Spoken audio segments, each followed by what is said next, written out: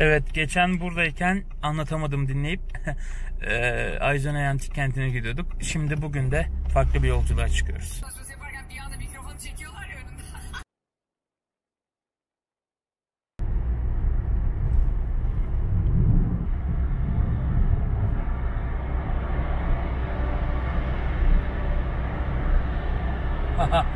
İlk defa bu kadar uzun bir tünelden geçiyorum.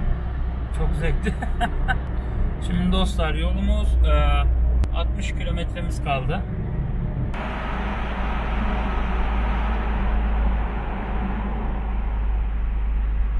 Sanki farklı bir yere ışınlanmışım gibi bir hissiyatı olmadı değil. Şimdiki durağımız ilçeye hemen giriş yaptıktan sonra sağ tarafta bulunan İznik Müzesi. Burası Ocak 2023'te hizmete açılan modern bir müze binası. İznik'in zengin tarihini, çağdaş bir anlayışı sergileyen bu yapı hem mimarisiyle hem de içeriğiyle dikkat çekiyor. İçeriye adım attığınızda sizi Neolitik çağdan Osmanlı dönemine kadar uzanan kronolojik bir sergi düzeni karşılıyor. Her salon farklı bir döneme ait objelerle sizi zamanda bir yolculuğa çıkarıyor. Müzenin en etkileyici alanlarından biri ise mezar odası.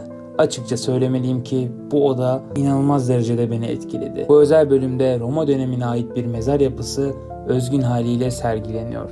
Taş duvarları, yerleştirilmiş şekli ve çevresindeki ölü gömme eşyaları ile adeta 2. yüzyıla bir pencere açıyor. Layıt içerisinde bulunan figürlü kabartmalar ve mezar sahibine ait yazıtlar dönemin inanç sistemi ve sosyal yapısı hakkında önemli ipuçları veriyor bize. Ayrıca mezar odasının iç düzenlemesi antik çağda ölü gömme ritüellerinin ne kadar özenle yapıldığını gözler önüne açıkça seriyor dostlar. Burası sadece bir define alanı değil, aynı zamanda anıtsal bir yapı olarak da düşünülmüş bir yapı. Müzenin birkaç başka çarpıcı bölümü ise İznik'in meşhur Çinlerine ayrılmış. 16. ve 17. yüzyıla ait tabaklar, panolar, kaseler, her biri dönemin sanat anlayışını ve renk zevkini yansıtan nadide eserler. Müzenin bahçesine gelelim. Müzenin bahçesi gerçekten büyük.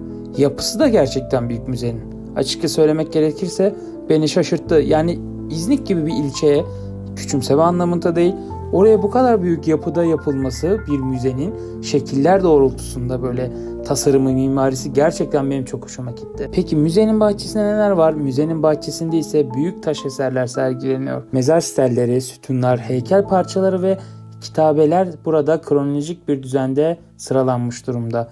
Ayrıca İznik'teki arkeolojik kazılardan çıkarılan çok sayıda önemli eser bu müzede sergileniyor.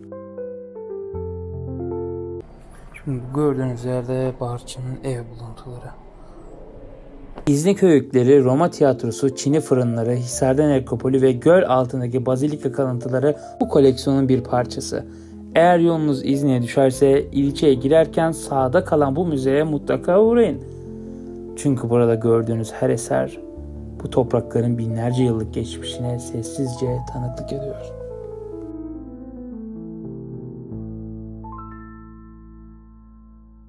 Şimdiki ikinci durağımız İznik'in tam kalbinde ana caddenin üzerinde yer alan Ayasofya Camii. İznik'in tarihi sokaklarını adımlarken bir anda karşınıza çıkan bu yapı aslında yalnızca bir cami değil. Aynı zamanda Bizans'tan Osmanlı'ya uzanan 1000 yıllık bir zaman tüneli. Şimdi milattan sonralarına gidelim. Milattan sonra 4. yüzyıl.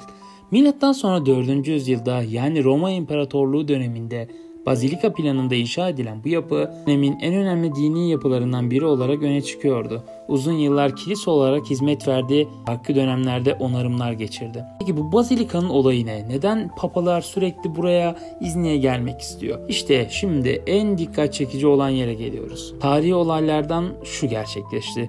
787 yılında toplanan 7. Ekümenik Konsil yani 7. konsil tam bu yapının içinde yapıldı. Bu konsilde ikonların yani tafsirlerin ibadetlerde kullanılması yeniden kabul edildi. Bu karar Hristiyan dünyası için bir dönüm noktasıydı. Yapı 1331 yılında İznik'in Osmanlılar tarafından fethedilmesinin ardından Orhan Gazi'nin emriyle camiye çevrildi. İşte o andan itibaren Ayasofya Camii olarak kullanılmaya başlandı. Gerçekten içeriği görünce cami olması o kadar çok hoşuma gitti ki. Yani cuma gününe denk getirip orada cuma namazını kılmak istiyordum. Çünkü Ayasofya Camisi'nde öğle namazını kılmak nasip olmuştu. Burada da kılmayı düşünmüyor değildim. Ama maalesef daha erken gittiğim için, cuma gününden önce gittiğim için Maalesef bu istediğim gerçekleşemedi. Eğer bu toprakların hem Hristiyanlık hem de İslam tarihi açısından ne kadar önemli olduğunu görmek istiyorsanız Ayasofya Camisi'ni mutlaka görmeniz gerekiyor. Evet, 3. durağımıza geldik. Şimdiki durağımız İznik'in dört bir yana yayılmış olan ve adeta şehrin temelini oluşturan Nikea Antik Kenti. Evet, şimdi sizi yine milattan öncelerine götürüyorum ve yine 4. yüzyıldayız. Ve adını Makedonya kralı Antigonos'un karısı Nike diye yazılıyor. Eşinin adı Nike'den aldı. Ancak Nike diyelim. Ancak şehri asıl büyüten ve geliştiren isim Büyük İskender'in komutanlarından Lysimachus'tı. Antik çağda belli krallıkların elinden geçen bu kent sonra Roma ve Bizans dönemlerinde önemini korudu. Öyle ki kent surlarla çevrilmiş ve 4 ana kapıyla birlikte kusursuz bir geometrik plana sahipti. Şuradan güzel olacak, tamam. Şimdi bu taraftan çıkıyorum.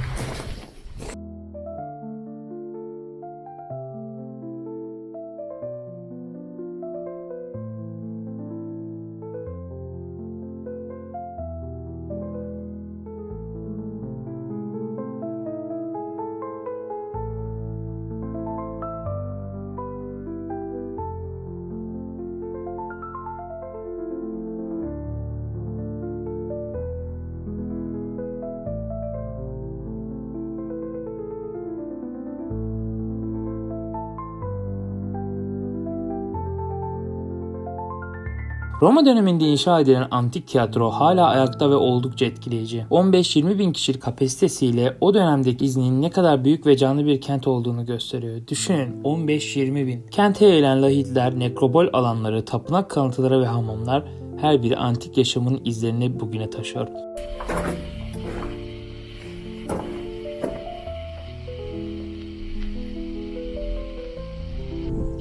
Nikea'nın bir parçası, yani bu şehir antik bir açık hava müzesi gibi.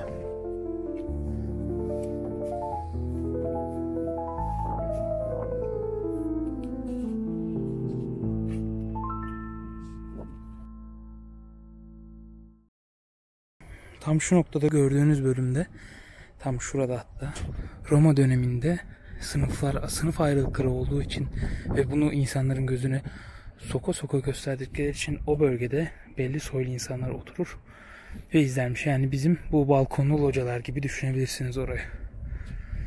Ve nefesimi kesti. Çok sürekli merdiven çıkıyorsunuz. Buradan değil, şuradan şöyle. Çalışılmış, hala kazılar devam ediyor. O zaman ezan okunana göre hadi Yeşil Cami'ye gidelim.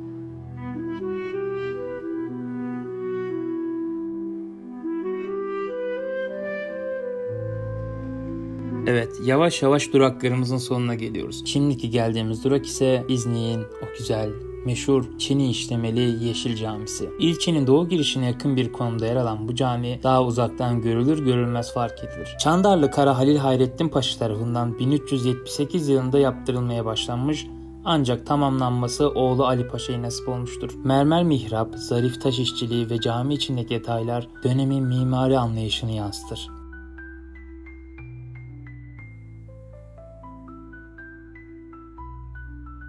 Özellikle 19. yüzyıldaki depremlerden sonra zarar gören yapının özgün kimliği büyük ölçüde korunarak günümüze ulaşmıştır. Bugün hala ibadete açık olan cami aynı zamanda mimari ve sanat tarihi meraklılığı için önemli bir durak. Çünkü bu cami sadece bir ibadet mekanı değil, aynı zamanda Osmanlı'nın kuruluş dönemine açılan bir pencere. Son durağımıza geldik. Buradan sonra kapılara uğrayacağız. Son durağımız ise İznik Türk İslam Eserleri Müzesi. Bu yapı aslında ilk olarak bir müze değil, Süleyman Paşa Medresesi olarak inşa edilmişti. 14. yüzyılda Orhan Gazi'nin oğlu Süleyman Paşa tarafından yaptırılan bu medrese, Osmanlı'nın ilk medreselerinden biri olarak bilinir. Zaman içinde çeşitli dönemlerde farklı amaçlarla kullanılmış olan yapı, restore edilerek 1984 yılında müzeye dönüştürüldü. Bugün içeri girdiğinizde sizi Selçuklu ve Osmanlı dönemine ait eserler karşılar. Ahşap işçiliği, taş süslemeleri, el yazması Kur'an-ı Kerimler, hat defaları ve Çini örnekleri.